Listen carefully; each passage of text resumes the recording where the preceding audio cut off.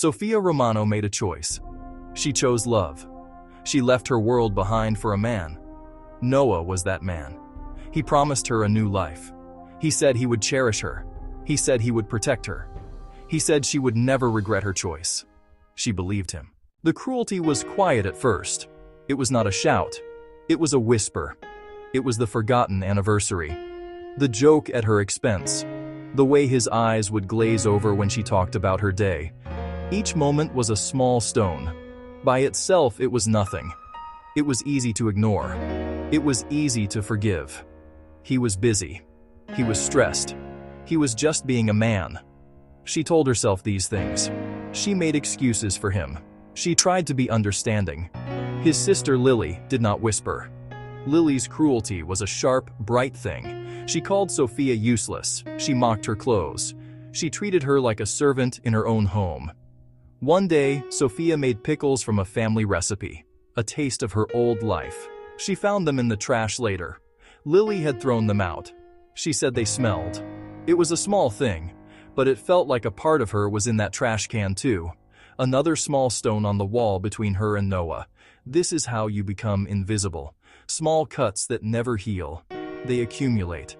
They build a wall of silent hurts. Then came the loss. The baby. The future she had carried inside her. The one thing that was hers and hers alone. It was gone. The doctor said it was just one of those things. An unfortunate event. But for Sofia, it was the point of no return. The wall of small stones came crashing down. The grief was a physical thing, a weight on her chest. It made it hard to breathe, hard to think, hard to feel anything but pain. Noah's reaction was the final stone. He was not there for her, not as a husband should be. He was distant, impatient. He told her to move on, to try again. He did not understand. She had not just lost a pregnancy, she had lost a dream, a piece of herself. His sister Lily was even worse. She suggested it was for the best. She said Sofia was not strong enough to be a mother. The cruelty was no longer quiet. It was a roar. In the depths of her sorrow, something shifted. The pain was a fire. It burned away the fog, the excuses, the hope that Noah would ever change. She saw them clearly.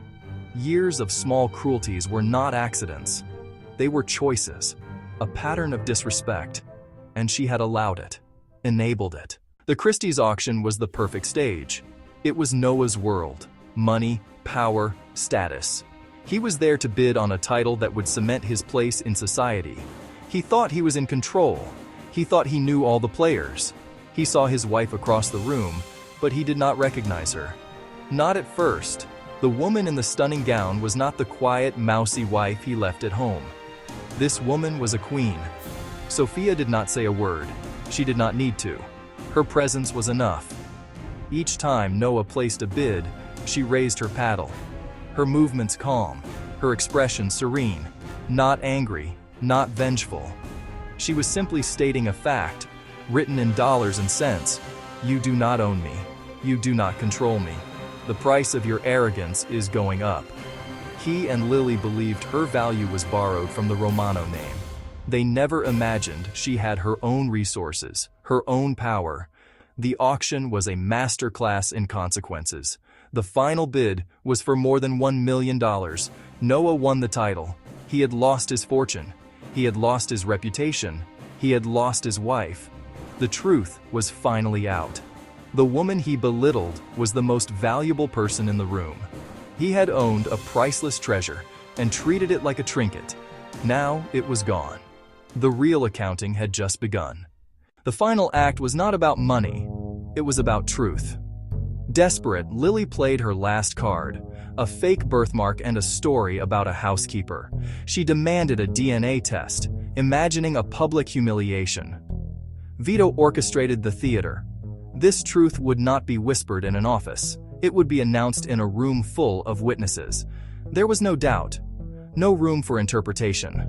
The lie was exposed, the truth undeniable. The consequences were swift. The arrest, the blacklisting, the empire of lies crumbled.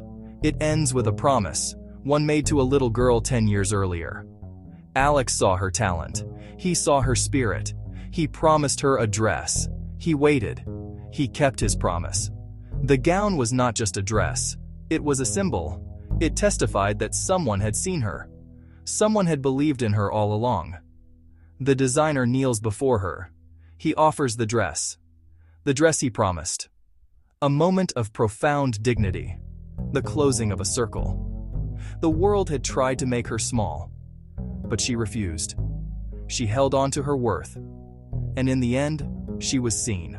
Not as a wife, not as a name, but as Sophia. A woman of quiet strength who knew the value of a promise. And the story ends not with revenge, but with relief. The relief of being seen. The hope of a new beginning.